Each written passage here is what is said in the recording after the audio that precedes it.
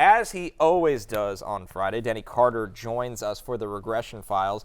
And as we always do before we welcome Denny on, we take a look at what he's been up to this week. Always something special. I've been looking at the holes in my socks for a while, in multiple pairs, right? And I'm talking about significant holes, not just a little threadbare. I'm talking about holes, okay?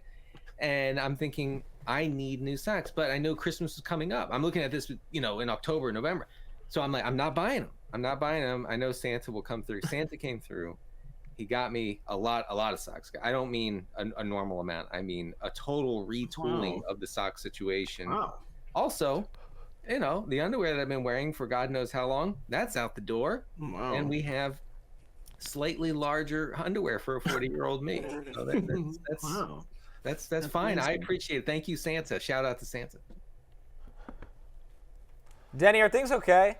Well, I'm just kidding. So you got. We love Santa. You got holes in your underwear? No. Just they may have been too small. Is all I'm saying. Okay. You have kids and you turn 40. Suddenly they're too small. I don't know what happened, guys. I don't know what we're looking into that. Interesting. All right, as he always. I ain't talking about Denny's holy socks no more. Yeah, it's really, and I say this in all seriousness, Denny. It's a good day for Matthew to be out celebrating his birthday. I agree. I didn't anticipate going on TV and talking about my underwear, but here we are, and that's okay. You never know what backup producer Pete's gonna cook up. He's very Gardner Minshew, Josh Dobbs in that backup way that he could go out there, throw 3 miraculous touchdowns, or he could go out there and you're like, oh boy. Yes, we're in for scoreless against the Raiders. Why is it 0-0 going into the fourth quarter? We don't know. All right, I'm good with it. Denny, you always join us on Friday for the Regression Files. Players who are overproducing or underproducing, of course, based on their workload, playing time, and opportunity. If you want to read the full article, go to NBCSports.com. Let's start on a positive note to kick off this Friday, Denny. Yeah, look, I've had Joe Mixon in the Regression Files in the positive section a few times this year. Folks, he's back in there, and it's because he's run pretty cold in the green zone inside the 10-yard line. I know Chase Brown has made some explosive plays, some splashy plays.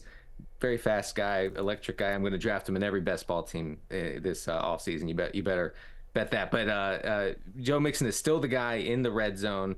That's important. He's only scored on 5 of 16 carries inside the 10, and he has not scored on his past 6 carries inside the 10.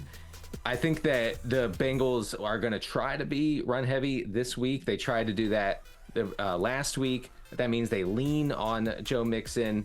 I think that you can start him with some confidence this week that he'll get into the end zone. Yep, I agree with you there, Denny. In a matchup that perhaps isn't as frightening as it might have been with the Chiefs and their struggling run defense, and also just missing a ton of players at practice this week too. Denny, on the negative side, interested for your thoughts on George Pickens, who went 4 for 195 against the Bengals. Do you think that his 48.8 yards per reception number is sustainable? Gotta be. I don't. We've looked into this, me and my interns, and we said, no, for 48 yards a catch, this can't continue, okay? So we've taken a hard stance on that. Yeah, I mean, you knew this was coming because we don't like fun. We don't like big games here at Regression Files.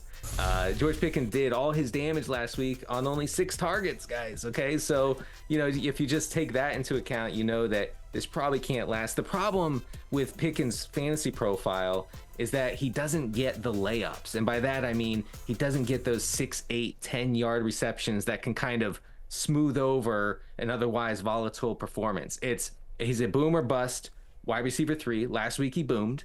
I don't think that continues going forward. Mason Rudolph made a couple good throws, and good for Mason Rudolph. Hey, he's now instantly better than Kenny Pickett, as is everybody else who starts for the Steelers. And but I just don't think that you can plug in Pickens as like a guaranteed wide receiver 2 or 3. Hey, it's Matthew Berry from NBCSports.com and Rotoworld.com, and I want to thank you so much for watching whatever it is you just watched, or if nothing else, being too lazy to click out of the autoplay after this video started, after whatever it is you actually wanted to watch finished. But now that you're here, I'd like to take a moment here to ask you respectfully now, okay? I'm asking you respectfully to subscribe to the NFL on NBC YouTube channel. You'll get the latest Roto-World fantasy news headlines, all sorts of great shows, including my own Fantasy Football Happy Hour. So go subscribe now. Again, I'm asking respectfully.